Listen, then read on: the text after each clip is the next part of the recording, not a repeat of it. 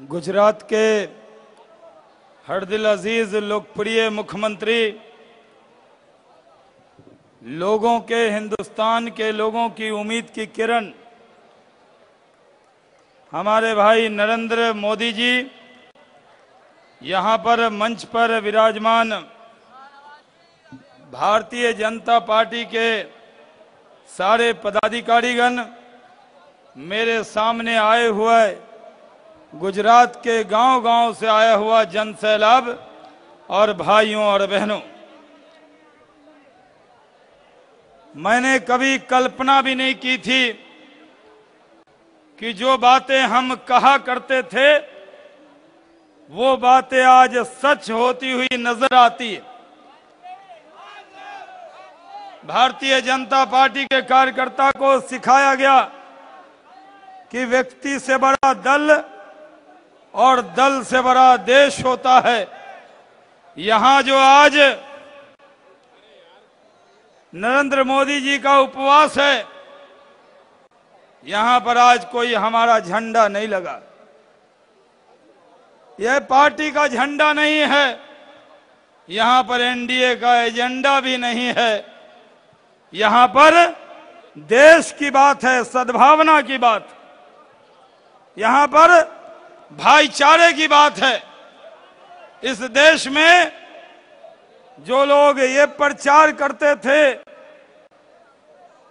कि इस देश के अंदर गुजरात के बारे में, जैसे गुजरात कह दो तो नफरत फैला दी जाती थी, जैसे कांग्रेस बोलो तो भ्रष्टाचार बोलने की जरूरत नहीं है। लोगों ने प्रचार कर दिया था तो गुजरात बोलो मतलब नफरत की बात शुरू करो।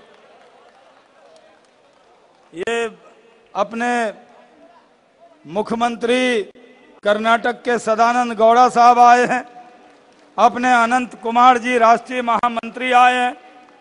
सब लोग उनका जोरदार ताली से आप लोग एक बार स्वागत कीजिए। तो यहां पर एक माहौल बनाया गया।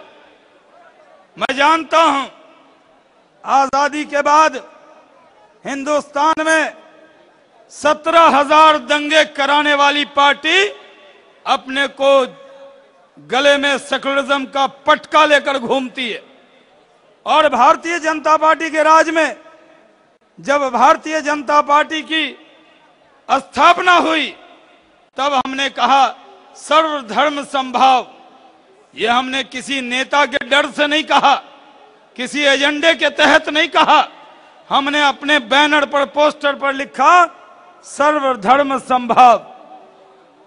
हमने सर्वधर्म समभाव की बात की, लेकिन हमने ये भी लिखा कि दंगा मुक्त शासन के लिए भारतीय जनता पार्टी के साथ आए। लेकिन 2002 में जब गुजरात के अंदर एक बार नफरत की बयार बही तो मैं उस वक्त भारत सरकार का मंत्री था।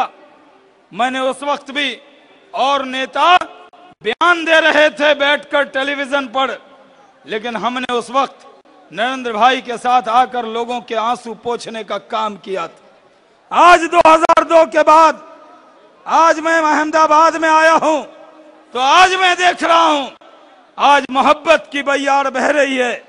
जो लोग नफरत की बात करते थे, मैं उनसे पूछना चाहता हूं, आप भारतीय जनता पार्टी के विरोधी हो सकते हो, आप नरेंद्र मोदी जी के विरोधी हो सकते हो, आप गुजरात के विरोधी हो सकते हो, लेकिन अब तो आप सद्भावना और भाईचारे के भी विरोधी हो गए हो।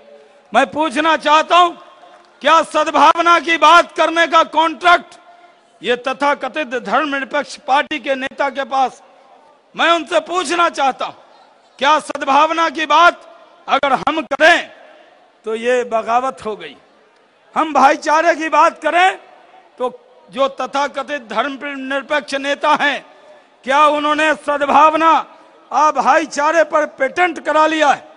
क्या उन्होंने कहीं पर रजिस्टर्ड करा लिया है कि सद्भावना और भाईचारे की बात सिर्फ तथाकथित धर्मनिरपेक्ष दल के नेता करेंगे? क्या जो सद्भावना के रास्ते पर चले उसको सद्भावना और भाईचारे पर बात करने का अधिकार नहीं है। हम आज आपसे कहना चाहते, हमारी जिंदगी का ये मिशन रहा है। हमारे जैसे लोग जब भारतीय जनता पार्टी में आए तो वो दौर था जब भारतीय जनता पार्टी में काम करने वाले मुसलमानों को अलग अलग निगाहों से देखा जाता था। लेकिन हमारा ये सौभाग्य है कि आज भारतीय जनता पार्टी एक ऐसी पार्टी है जिसने हुकूमत देने का काम किया है।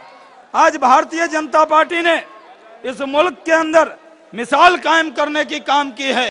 और हम अगर विकास की बात करते हैं तो न्याय के साथ विकास, इंसाफ और इंसानियत के साथ विकास अगर करने का काम हुआ है तो मैं तो कहना चाहता हूं, अगर गुजरात का विकास किसी को नहीं दिख रहा हो तो उसकी नजरें चेक करानी चाहिए। आजकल ये नजर किसी की कमजोर हो गई हो तो ये हमारी गलती नहीं है।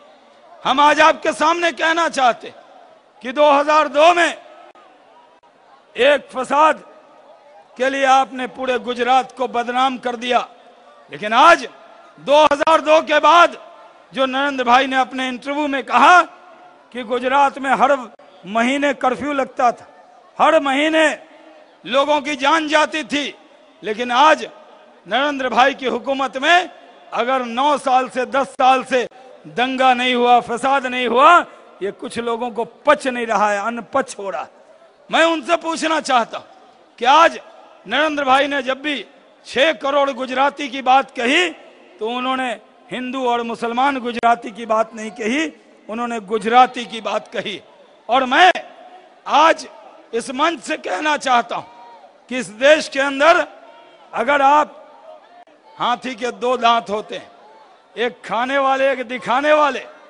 ये जो तथाकथित धर्मनिरपेक्ष दल हैं, ये कांग्रेस सहित ये दल हैं, ये जो अकलियतों से जो इनकी मोहब्बत है वो हाथी के बड़े दांत हैं, दिखाने वाले, उनसे कोई फायदा नहीं होता। और मैं आपसे कहना चाहता हूं 15 अगस्त 1947 को इस मुल्क का बंटवारा हुआ था। धर्म के नाम पर यह मुल्क बटा, कुर्सी के नाम पर यह मुल्क बटा। जो लोग धर्म के नाम पर बंटवारे को स्वीकार किए वो हिंदुस्तान को टाटा बाय बाय करके पाकिस्तान चले गए। हमारे बाप दादा ने अगर यहाँ पर शाहनवाज हुसैन और मुख्तार अब्बास नकवी के बाप दादा ने तय किया कि ये मादरे वतन है, ये जननी मातृभूमि है, हम जिंदा हैं तो इसी मुल्क के लिए और मरेंगे तो इसी मादरे वतन के खाक में मिल जाएंगे।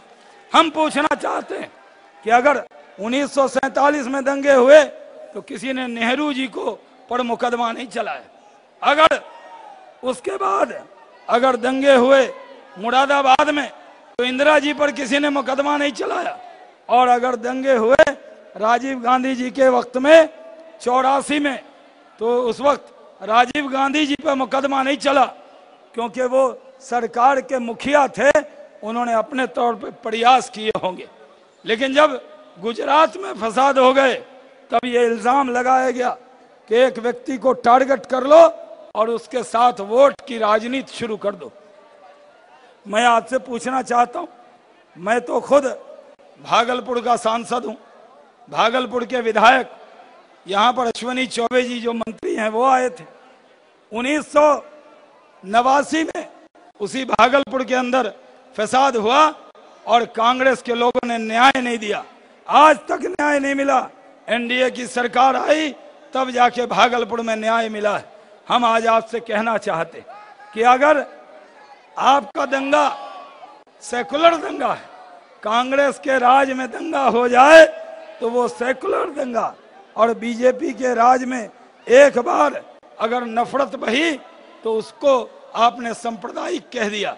आज मैं पूछना चाहता हूं, क्या आज भरतपुर के अंदर जो यहाँ करोड़ी लाल मीणा जी कह रहे थे, भरतपुर के अंदर फसाद हुआ है, वहां पर लोगों को मारा गया है, मार कर उनकी बॉडी को दफनाया नहीं गया बल्कि जला दिया गया है। तो क्या कांग्रेस के लोगों के पास इस बात का जवाब है कि उसकी जिम्मेदारी कौन लेगा? तो आपसे हम कांग्रेस के लोगों को चुनौती देना चाहते हैं कि इस देश के अंदर दंगों पर सियासत बंद करो, विकास की बात करो, और विकास की बात, भाईचारे की बात, मोहब्बत की बात। आज अगर नफरत की बात को फैलाया है विरोधियों ने, तो मैं नरेंद्र भाई को मुबारकबाद देता हूं कि आपने यहां पर मोहब्बत की बात फैलाई है। यहां से बात निकली है तो दूर तलक जाएगी। यहां से सद्भावना और भाईचारे की बात निकली है तो इसको दुनिया की कोई ताकत इस बात को रोक नहीं सकती। ये मंजिल मकसूद तक जाएगी। और हम ज्यादा नहीं कहते हुए आज आपके सामने कहता है कि नरेंद्र भाई एक दरिया की तरह है, एक नदी की तरह है जिसका रास्ता कोई रोक नहीं सकता है। एक शायर ने कहा कि दरिया हो खामोश तो मत समझ की रवानी नहीं है। दरिया हो खामोश तो मत समझ की रवानी नहीं है। हम हैं अपने फर्ज से मजबूर, मत समझ जोशे जवानी नहीं है। हम हैं अपने फर्ज से मजबूर, मत समझ जोशे जवानी नहीं है।